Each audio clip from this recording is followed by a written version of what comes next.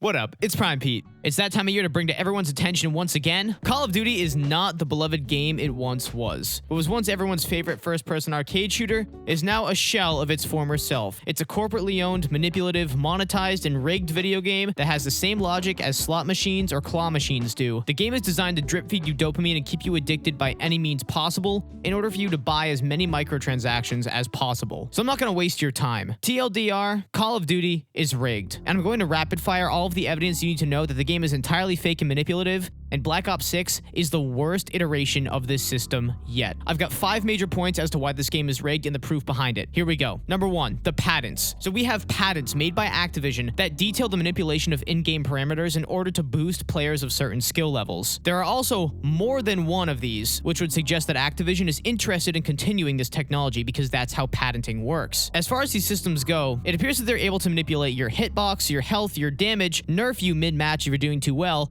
and in addition to that, there's a patent that boosts you and gives you easier matches if you purchase skins. For example, if you were to buy a sniper, you might get matched against somebody who's not that good at sniping but is getting into sniping, so you can advertise that sniper skin. Long story short, your entire game experience is manipulated by either spending money or doing too well, and they'll just nerf you in the match. And the way a patent process works is that you have to invest lots of money and lots of time into developing a patent. So for a patent to just be sitting there and not in use, as a lot of people argue, is just completely far-fetched. If Activision made this patent, there's a pretty good chance they're using it. With skill-based damage also trending, it makes perfect sense that this game has the worst iteration of it yet. After all, the skill ceiling is the highest in Black Ops 6 given the Omni movement and the general fast pace of the game, so it would make perfect sense why the skill-based damage is so bad this year. But you are getting nerfed mid-match, and these patents show evidence. Second point, EOMM. You thought SBMM was the thing, skill-based matchmaking? Yeah, you thought wrong, pal. It's actually EOMM, engagement optimized matchmaking. This is essentially just rigged matches that are meant to either be wins or losses. Originally, this was based on research from a group of students from UCLA that showed that having rigged matches and a certain string of results actually keeps players retained longer than just basic skill-based matchmaking or connection-based matchmaking. And aside from being rigged, the problem with EOMM is that it sacrifices your ping because your pool of players that you can play with is so unbelievably small. That's why the match times are so long, and that's why you're searching for matches above 40, 50, 60 ping if you're in the United States, and maybe even longer if you live outside of the country. The game is searching for a group of players that are stacked either with or against you to give you a win or a loss. And then if that's not happening, the game will just nerf you mid-match. In-game parameter manipulation and EOMM, in combination with each other, create an algorithmically rigged system that forces you to either win or lose, and you have barely any control over it. Ultimately, EOMM shows that inconsistency breeds addiction. And if you don't believe me, let's jump to point number 3. Their blog post dodging the accusations about everything I just said. Activision should be on Dancing with the Stars because you have never seen better moves than this. Question number 1, does the Call of Duty matchmaking process impact any in-game elements such as hit registration, player visibility, aim assist, damage, etc.? No, our matchmaking process does not impact gameplay elements. Okay, so in what world does the matchmaking process impact any in-game elements whatsoever? Last time I checked, matchmaking just makes the matches. So to pretend that that's somehow an answer to that question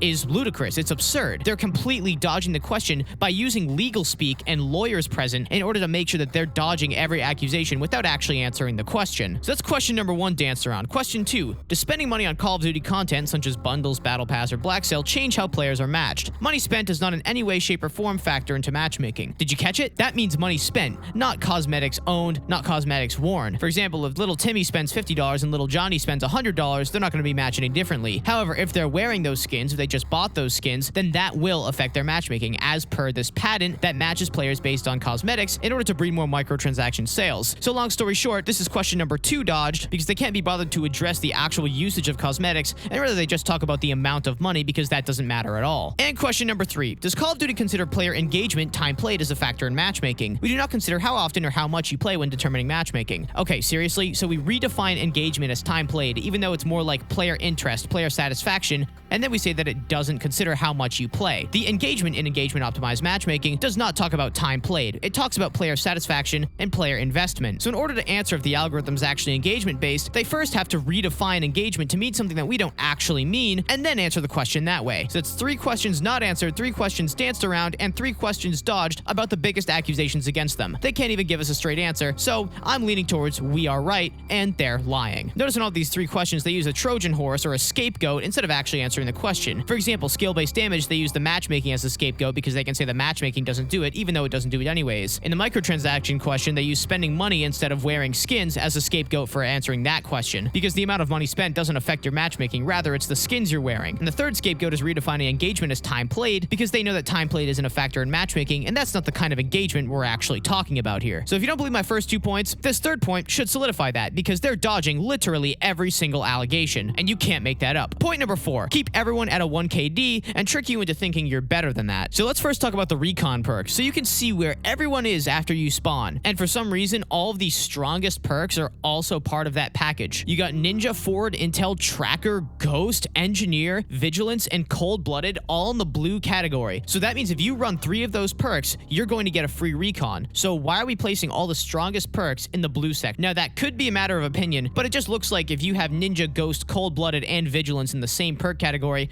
I bet they want you to use recon. And recon just lets people die right after they get a kill and gives you no map advantage because the game's terrible. Next are the spawns, and the spawns are terrible. They're completely random and they're not designed to be read by the players. They're not designed to be understood by the players. They completely mess up the flow of a match and they make it so you can't read the match flow properly. This stifles better players because it gives them a lower KD because they have more difficulty reading the match. The maps are also awfully designed and clearly not 3-lane. These maps are designed for a 1 KD experience because they're so cramped and close together and they're so disorganized and have too many lines of sight that it's almost impossible to go on a kill streak. Add the recon perk in there and you start to see where I'm going with this. And then, to trick everyone into thinking they're actually better than they are, they make assists count towards eliminations. So at the end of the game, if you have 40 kills and 20 deaths, but actually 20 of those kills were just assists, you're gonna think you're a 2 KD player, even though you're just a 1 KD player. So keep that in mind. They're literally lying to you with the stats in the game. So what they do is they design the maps bad on purpose, make the spawns completely unpredictable so the game's unreadable, and then add the little recon perk in there to make it even easier to get a kill once you spawn, and they lie to you about your KD so that they can trick people into having a 1 KD, but make them think that they don't have a 1 KD. And the last reason that this game is rigged is the suspicious usage of AI. We've proven AI-generated prestige icons. Recently, we've discovered AI-generated skins that they say, hey AI, make this, and then we're gonna sell it for 20 bucks. We've also got AI NPC profiling, which is another patent that basically reads how you play and then uses that to simulate a version of you that's a robot. We've got an AI chatbot that monitors all in-game chat and then bans you based on what it deems to be offensive or not. And last but not least, we've got AI-generated maps, which Blame Truth basically proved in his last video. I'll link it in the description. And Treyarch put a heavy emphasis on hiring people that understand how to work with generative AI. I wonder why. This game wasn't even made entirely by human beings. That's nuts. So just to summarize, the game rigs your damage, hitbox, health, spawns, nerfs you mid-match, boosts you when you buy skins, and then when confronted with these accusations, Activision squirmed and tried to dodge the question by using clever and manipulative language that didn't actually deny anything because they couldn't legally deny it. This includes the fact that matchmaking is engagement optimized and not skill-based, which tosses you predetermined matches in order to keep you addicted, and uses the manipulation of in-game parameters in order to give you the performance that the algorithm deems necessary. You only experience a tiny percentage of the player base because they want everyone at a 1 KD. If that happens, then nobody is killing or dying at a higher rate than somebody else. The maps are designed poorly on purpose, and the spawns are baked into the game engine, rendering them virtually unchangeable and designed to toss you certain results. Along with their blatant usage of AI to design in-game assets, it also appears that they profile you based on your playstyle and can emulate you as an AI character, which leads some conspiracy buffs to question whether or not you're actually playing against human beings, or if it's just an AI with their username that plays just like that person. Call of Duty is the slot machine of video games. It makes perfect sense and it's right in front of our faces. It's the game that gets the most flack for its predatory, inconsistent, and manipulative matchmaking, and it's the only game with skill-based damage accusations regularly tossed around. And it's the only game where huge creators that originally only abided by hard data and denied any of what's obviously right in front of our faces are finally starting to notice that something really weird is going on in regards to mid-match nerfing. Black Ops 6 is the culmination of all of these atrociously dishonest and immoral practices, and it's all for the sake of money. If Activision came out and denied anything I just said, straight up, without using any weird wording and directly saying I'm wrong, I would back down and admit I was wrong. But guess what? They've already tried to, and they failed miserably because they were trying to do damage control with lazy wording and obvious legal speak that had cleared up zero suspicions that anyone with a functioning cranium actually had. The evidence overwhelmingly points to this video being correct, and there's almost no evidence to support that everything I just mentioned is not in the game. So yeah, that'll do it. I just pulled back the entire veil of flashiness, nostalgia baiting, and hype to reveal the most conniving and manipulative gaming experience ever conceived on planet Earth, maybe besides casinos. Let me know your thoughts in the comments. I'm Prime Pete. Take it easy.